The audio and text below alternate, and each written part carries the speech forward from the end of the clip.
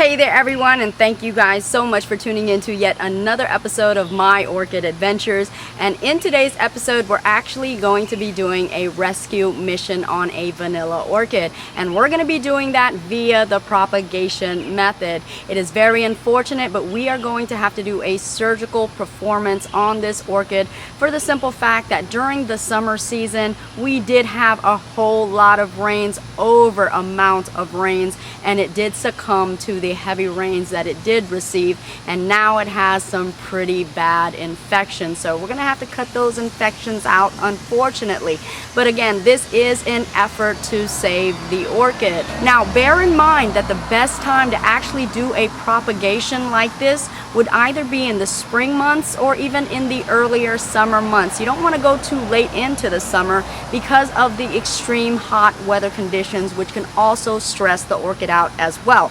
So again, the best time to propagate would be earlier spring or earlier summer months. And these are the materials that we will be using today, and as you can see we have the Physan 20, which is an algicide, fungicide, bactericide, and also a virucide, which makes it a good disinfectant. And we've taken a teaspoon of this right here and added it to our water, so that's our Physan solution. And in this container right here is also some of that Physan solution, and it is right now disinfecting our cutter. This is our X-Acto knife that we will be using for the surgical procedure today. Also, we have the cinnamon, which is going to allow us to dry up the wound.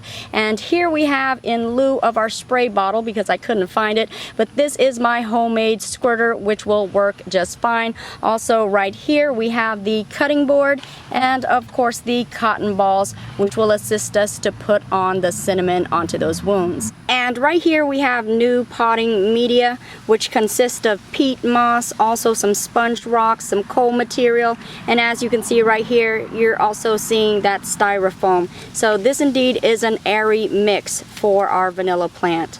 So all I'm doing now is taking my squirter and I'm disinfecting this entire table by squirting it down with the Physan 20. And before we even look at the vanilla plant, we're going to go ahead and squirt it down as well with the Physan 20 to disinfect it.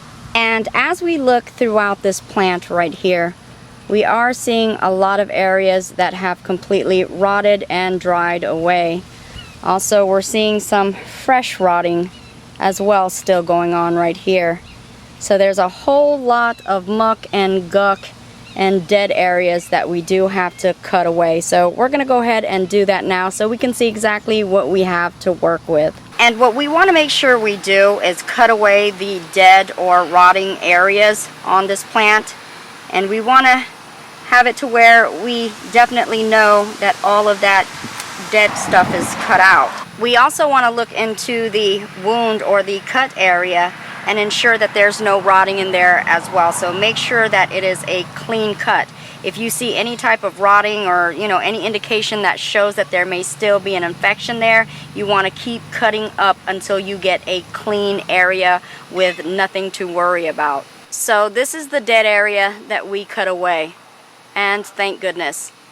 And again, we put a good amount of spacing between the cutting where we're keeping and the cutting that we're discarding. And with every cut we make, we want to make sure that we go ahead and disinfect our cutting tool each and every time, because we don't want to spread any type of infection to our clean plants that we're trying to propagate. And this one right here is the plant that has the actual live infection or live rotting. So the rotting is actually going on right now. So we're going to go ahead and just completely disregard this area right here. We're going to make that clean cut right here. Again, good spacing just to ensure that nothing is coming through there. There you go. And we're also discarding this particular one right here. And again, now that that is done, we're going to go ahead and disinfect our tool again. And right now I'm just cutting away the dead roots because there's really no reason to keep those dead roots on. They serve no function at all except for getting in the way. And any dead leaves as well, we're going to go ahead and just remove those too.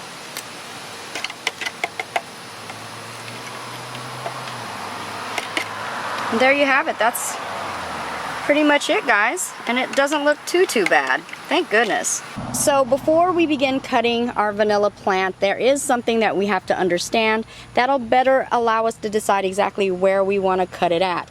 Now, within the actual leaf axil, we will find a node, and that is what we consider a growth point. This can actually grow into another vine. And also around that growth point, you will find potential of root to grow as well. So a good point of cutting would be somewhere in between, like right there. That'll give you enough room where you can put it in the ground and also still have it emerging from the ground where it can grow its roots and also its new growth. And now I'm going to go ahead and cut them in about 5 to 10 inch segments.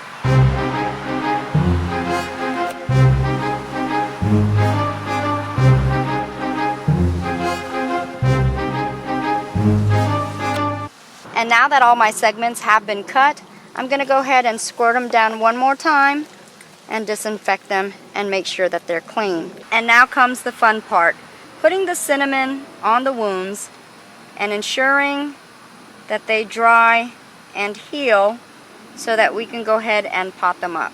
And it is pretty wet and slimy at the very end, so it's good to dry this plant out. And there you have it. They are all done. And there they are. As you can see, all of the wounds have been covered up with that cinnamon. Now, there are some people that actually do the repotting without putting any cinnamon at all on the cut wounds. I just prefer to put the cinnamon on to ensure that they are dried out before I go ahead and pot them up. Again, just helping it out just a little bit more to prevent any rotting and infections to take place. So we're just going to go ahead and let these dry out for say about 3 or 4 hours, and then we'll come back and we'll pot them up. Now, a very important thing to know when we are planting up our cuttings is what direction we're potting it up. Because if you see right here, this is the node. Node should always be pointed upwards. So just remember that the node should be up, thumbs up. Now, if you see this downwards like this, you are not planting it in the right direction. That is actually a thumbs down. So indeed, nodes up. That's the direction we want to pot it up in. Also, another good indicator would be what direction is the leaf pointed. The leaf should always be pointed downwards, and again, the nodes should be pointed upwards. So nodes up, leaf down. And once we do determine exactly which end will be potted, we want to make sure that all of the leaves or any debris is removed from the end so that we can easily insert the cutting into the media. Now, I actually don't believe in inserting too much of the actual cutting into the media.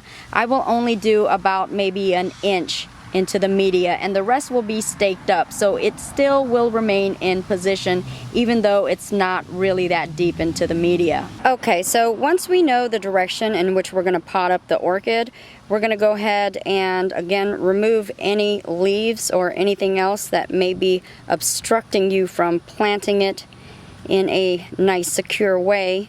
And as you can see here, we're not going to remove this root right here because this is live, so that's going to help this really survive and take root. So let's go ahead and pot this one up right here. Okay, and here we are, and all we're doing now is we're just going to insert it into the soil, again about an inch deep, and then we're going to go ahead and kind of pat it down a little bit with the soil type material. And if you want to go ahead and secure it down with a stake, that's also advisable because again, it's not that deep, so it's not going to be a lot of security unless you stake it down.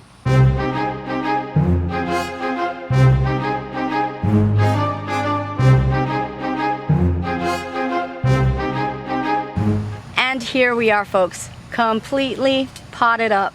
And as you can see, there's no wiggling, there's no wobbling in the pot. So the stakes are really doing them justice in the fact that it is making them be very secure in this pot. So yay for the stakes. Now, what we don't want to do is oversaturate or overwater these cuttings at this point. They're still very fragile, especially the ends that we inserted into the soil. So we don't want any type of rotting infections to go on with these cuttings. Now, what we do want to do is keep the soil moist and evened out. But again, just slightly moist, not overwatered. Now, I do want to tell you guys, do not panic if you don't see any type of growth for a couple of months, even up to 6 months. That is just a natural occurrence with these vanilla orchid. It may take them a while to bounce back, recover, and then continue with their growth process. So do not panic. Just as long as you see green in the vines, then you're a-okay. Now, if you do start seeing some yellowing and they become yellowed out, then you have a sign that it is dying. So you can simply just remove them out of the pot. And don't fret about that. It happens. You can't save them all, just as long as you tried, right? So indeed, that completes this mission right here. Now it's a matter of the waiting game. We just wait and keep our fingers crossed, of course. And there you have it, folks. That is a complete orchid rescue mission via the propagation method wrap. Now, I need you guys to keep your fingers crossed on this one. We're coming into the autumn season and we're coming into the colder months, and during the colder months, our orchids have the tendency to slow down in their growth.